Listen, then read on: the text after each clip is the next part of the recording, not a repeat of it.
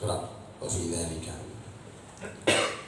Wa fi dzalikum, dan bagi mereka balaun Dan sebuah di dalam wa fi dzalikum, dan di dalam kejadian itu. Nah, wa fi dzalikum, dan di dalam kejadian itu balaun sebuah bencana min rabbikum, dari Tuhan kalian, azimun, yaitu bencana yang besar. Kila, dikatakan al balau bala, al mihnatu, yaitu bencana. Ai fi saumihim iyakum su'al adabi, di dalam menimpanya mereka pada kalian itu azab yang buruk, mihnatun adimatun, berupa bencana yang besar. Wakila, dan dikatakan al bala'u bala nikmatu, yaitu sebuah nikmat. Ai fi injai, dalam menyelamatkannya aku, iyakum, kepada kalian, minhum, dari mereka, nikmatun adimatun, itu adalah sebuah nikmat yang besar. Fal bala'u, maka lafaz bala yakunu bimakna nikmah wa bimakna siddah. Maka adanya lafaz bala itu bermakna nikmat dan bermakna kesulitan. Fallahu ta'ala qad yahtabiru ala nikmati bisukri wa ala siddati bisabri.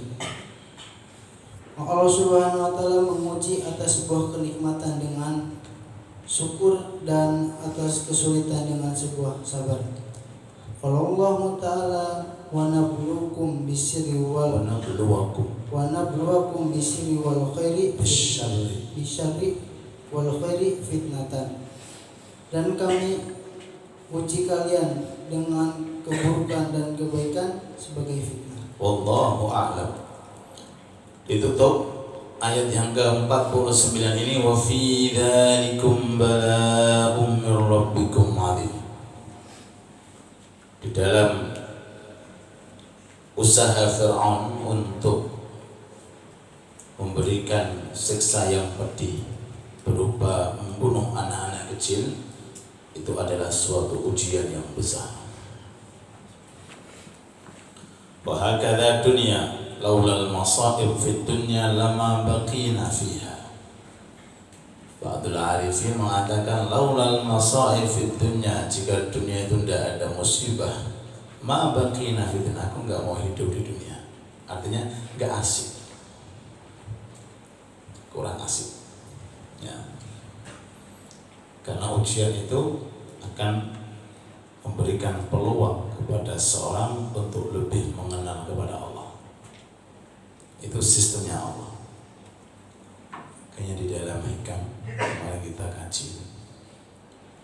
Man lam yuqbil 'ala Allah bi mulafatatil ihsan quyida ilaihi bisalasilil imtihan. Kalau ada orang belum bisa menghadap kepada Allah dengan nikmat, maka akan ditarik sama Allah untuk menghadapnya dengan ujian. Allahu Akbar. Jadi dua keadaan, nikmat atau ujian, kedua-duanya sarana agar kau mengenal Allah. Dikasih nikmat, ta'arraf ilallah fir raha, kenalkan diri kamu dengan syukur. Tidak mau syukur, awas, pakai sistem yang kedua. Apa ujian? Supaya kamu mengenal kepada Allah. Ini dua sistem di dunia dan yang tidak mungkin Allah Ta'ala hilangkan. Mulai zaman Nabi Adam sampai sekarang, itu dua ini selalu ada. Ada seperti Nabi Sulaiman yang selalu gemah ribah loh jinawi. Ada yang seperti Nabi Ayyub yang hidupnya penuh dengan ujian. Kedua-duanya Allah Ta'ala menguji sama. Ni'mal abad innahu awwab, ni'mal abad innahu awwab. Sebaik-baik hambaku Sulaiman karena ahli syukur, sebaik-baik hambaku Ayub karena ahli sabar. Jadi kita kembali bahwa semuanya itu adalah balaun, ujian dari Allah Subhanahu wa Ta'ala. Kadang ya. Cuma Imam Haddad pernah mengatakan, di dunia ini Tidak ada seorang hamba yang berada di makom sabar itu, tidak ada. Semuanya makom syukur. Ujian apa dibanding nikmat yang sudah diberikan oleh Allah? Nah, nggak sebanding. Contoh, lihat, kalau ada orang seandainya mengalami ujian, lihat, Allah bisa memberikan yang lebih dahsyat daripada ujian itu. Tapi Allah Ta'ala tidak. Allah Ta'ala mampu, cuma Allah Ta'ala tidak memberikan yang lebih dahsyat. Dan itu cara untuk menyikapi kita dalam kondisi sabar. Satu, kata ulama, ingat, ujian tidak ada kaitannya dengan iman. Ini sudah alhamdulillah. Supaya kamu merasa ridho dengan ujian. Coba dikasih sehat, kemudian tidak ada iman dalam hati, mau apa? Ayo, mau iman sehat, walafiat, gak pernah sakit, uang selalu ada, tapi kafir. Alhamdulillah, iman masih ada, berarti masih sedikit itu, belum apa-apa. Yang kedua, Allah bisa memberikan di atas ujian Anda, bisa. Tapi Allah Ta'ala mengetahui bahwa Anda pasti mampu dengan ujian, sehingga dikasih porsi yang sesuai. Dokter itu ketika datang kepada pasien mengeluh, dikasih obat sesuai dengan sakit. Allah kalau ngasih ujian, Allah Ta'ala nggak pernah berbuat zalim, pasti dikasih sesuai dengan apa? Kemampuannya.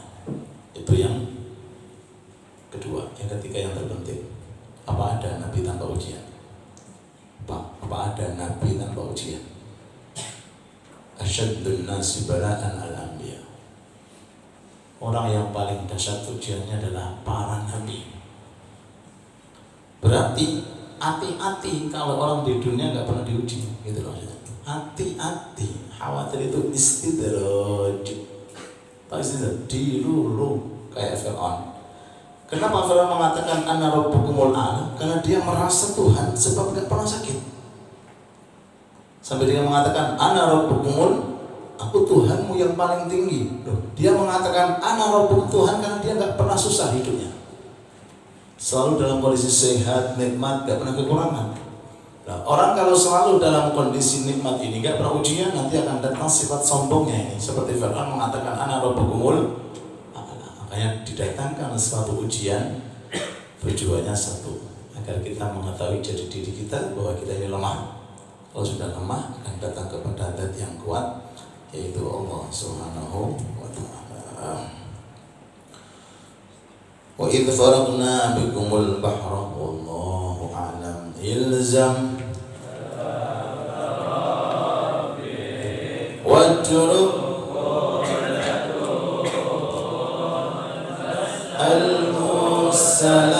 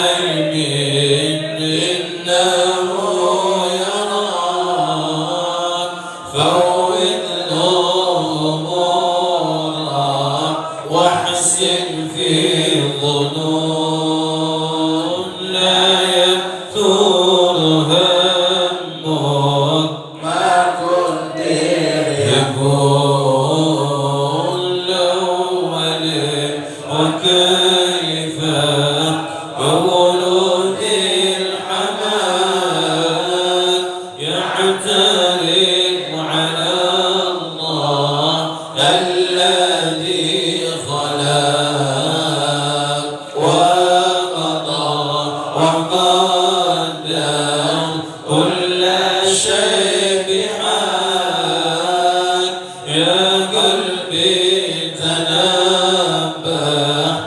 تترك الوجود لا يحضرها الموت ما قدر يكون قد من تعالى بالرزق القوام في الكتاب المنزل نورا للأنام فالرضا فريضا والسخط حرام والمنوع راحة والطمع جنون لا يحضرها همون ما قدر يكون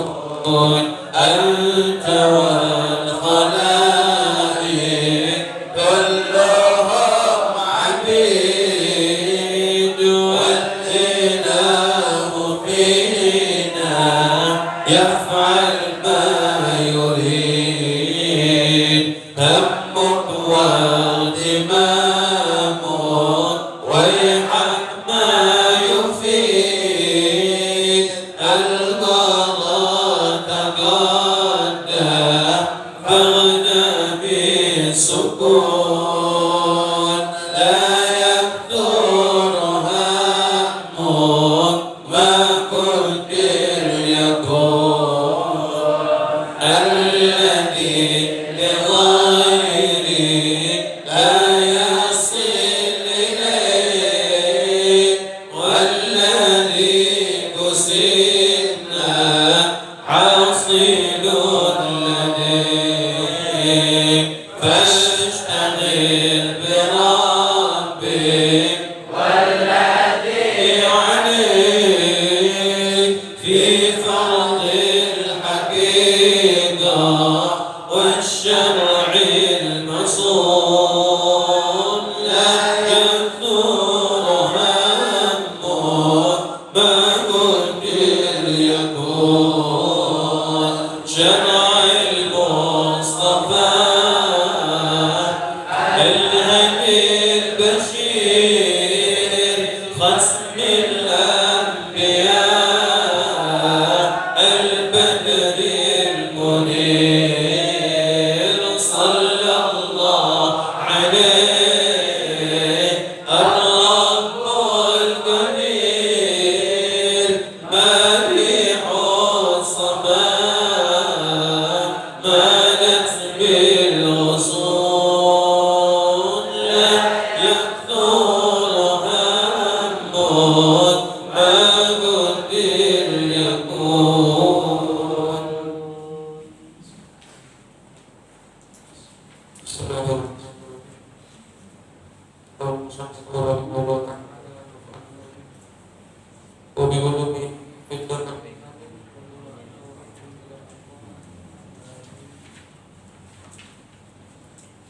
Innahu sesungguhnya Allah Subhanahu wa taala itu melihat.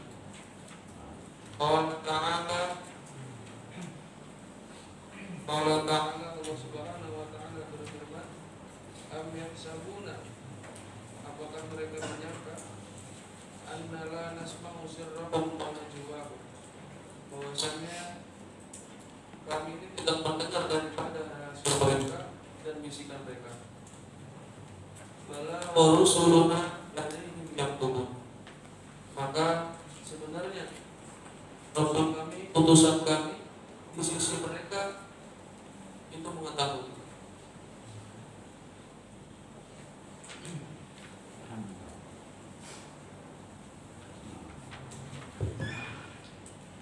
Wa qala ta'ala, Allah Subhanahu wa taala berfirman, "Fala nas'alanna alladziina ursila ilaihim." Kami akan tanyakan kepada suatu kaum atau orang-orang yang diutus kepada mereka suatu rasul. Wala nas'alanna al-mursalin, dan kami akan tanyakan kepada para rasul. Wala naqussanna alaihim bi'ilmin, dan kami akan ceritakan kepada mereka dengan suatu ilmu. Wa ma kunna ghaibin, dan tidaklah kami atas mereka itu luput ataupun hilang. Fa huwa a'lamu bika, dan dialah Allah, yaitu mengetahui dirimu. Wa bi aqwalika, dan mengetahui keadaanmu. Wa bima yuslimuka, dan apa yang pantas untuk. Wa mimma ja'a fi badi kutubillahi al-manzilati, dan dari apa al-munazzala. Dan dari apa yang telah datang dari sebagian kitab-kitab Allah yang diturunkan.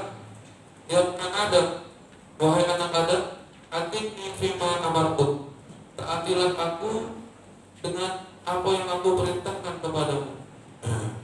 Wala tu'allimni bima yuslimuk, dan jangan ajari aku dengan apa yang pantas untukmu.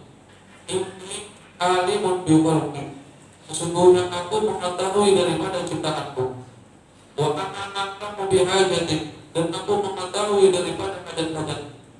Allati tarfa'uka min nafsik, yang engkau inginkan daripada diri. Wa huwa a'lamu bi'a'daik, dan Allah Subhanahu wa ta'ala mengetahui musuh-musuh. Qala ta'ala, Allah Subhanahu wa ta'ala berfirman, wallahu a'lamu bi'a'daikum, Allah Subhanahu wa ta'ala mengetahui musuh-musuh kalian. Wa kafa billahi waliyan, dan cukuplah Allah sebagai pelindung. Wa kafa billahi nasira, dan cukuplah Allah sebagai penolong. Fa'tamid alaihi, maka bersandarlah kepada Allah Ta'ala. Wa sayurika fihi qudratahu, dan Allah Ta'ala akan menggerakkan kekuasaannya.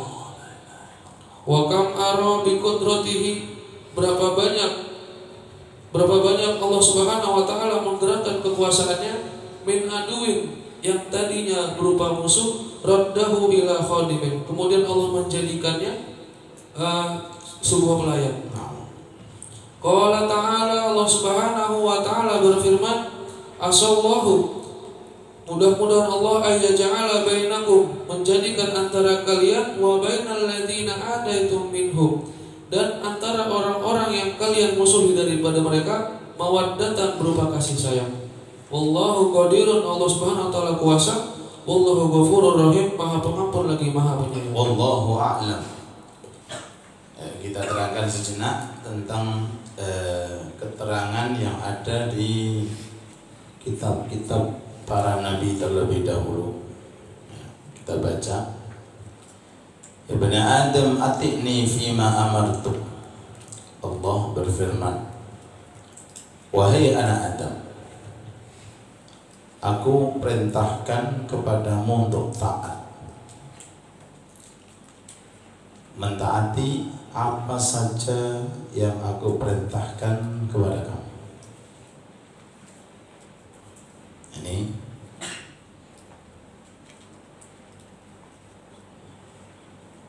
perkara yang harus kita kondisikan ketika di dunia. Kerahkan semua tenaga kita hanya untuk satu, mentaati Allah. Selesai. Udah.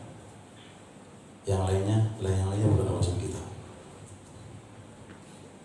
Wala tu'allimni bima yuslihu, jangan sok pinter kau ngajarin aku sebagai Tuhan tentang kemaslahatan. Jangan sok pinter. Kamu, kemaslahatanmu itu semuanya ciptaan aku, kata Allah. Ya, jangan ngajarin aku supaya aku memberikan maslahat kepada kamu. Kamu ini siapa? Asalnya nggak ada, kemudian aku adakan. Lalu kemudian setelah jadi manusia, sosok dia mengajari, sosok kamu mengajari aku. Kamu ini siapa? Sebelum sebelumnya perkara yang tidak ada. Inni alimun bi khalqi, aku tahu semua makhlukku. Wa ana a'lamu bi hajati, dan aku tahu hajat kamu. Maksudnya Muhammad. Ya.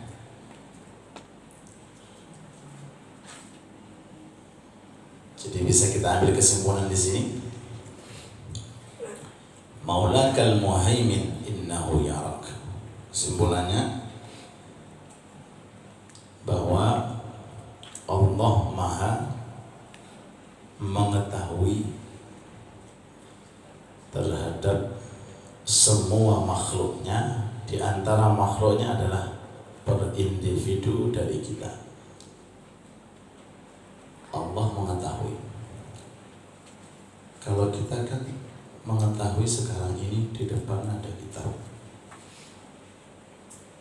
Saat ini baju saya warna ini. Kau tahu saat ini kamu berada di aula, itu aja. Setelah ini kamu nggak tahu. Udah, itu aja.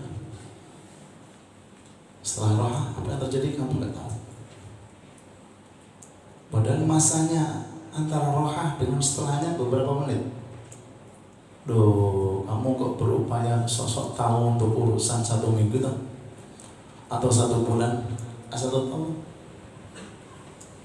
Ya, tamid alaih, pasrahkan semua kepada Allah.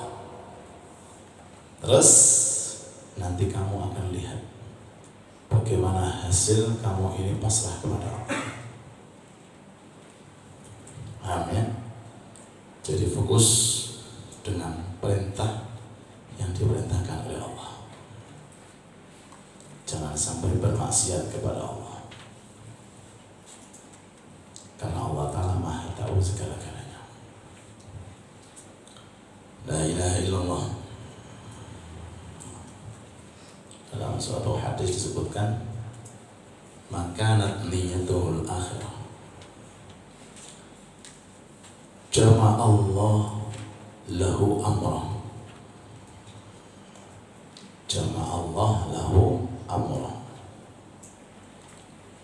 wa ja'ala ghinahu fi qalbihi, wa ja'ala ghinahu fi qalbihi, wa atahu bidunyahu wa hiya raghimah. Barang siapa di dunia dia niatkan dirinya untuk akhirat, maka hasilnya 3. Di antara niat akhirat, kamu thalabul ilm. Ini niat akhirat. Ulangi, barang siapa yang niatnya di dunia ini untuk nyari akhirat, di antara niat akhirat, kamu sekarang thalabul ilm. Apa janji Allah dalam hadisnya? Maka semua urusanmu akan diurus sama Allah. Pertama. Yang kedua, di dalam hatimu akan dikasih sifat qanaah. Yang ketiga, Allah akan mendatangkan dunia kepada kamu dengan sebuah paksaan dunia ada.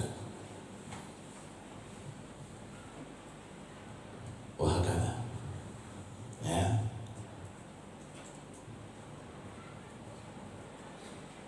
Allah Akbar.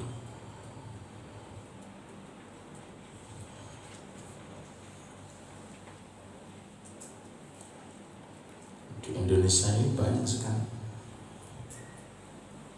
para ulama 24 jam dengan ilmu. Kalian gak lihat kecuali dengan ilmu. Pagi dengan ilmu, siang dengan ilmu, sore dengan ilmu, malam dengan ilmu. Di Indonesia ini banyak. Tapi Allah memberikan kelebihan melebihi daripada orang yang 24 jam kerja tanpa merendahkan kerja. Kenapa? Ini niatnya untuk akhirat. Al-khalqu kulluhum ya Allah fa'ahabbuhum ilallah anfa'uhum. Pakai dasar ini, semua makhluk itu bahasanya adalah keluarga Allah. Dan orang yang paling dicintai oleh Allah, orang yang paling bisa memberikan manfaat kepada keluarganya.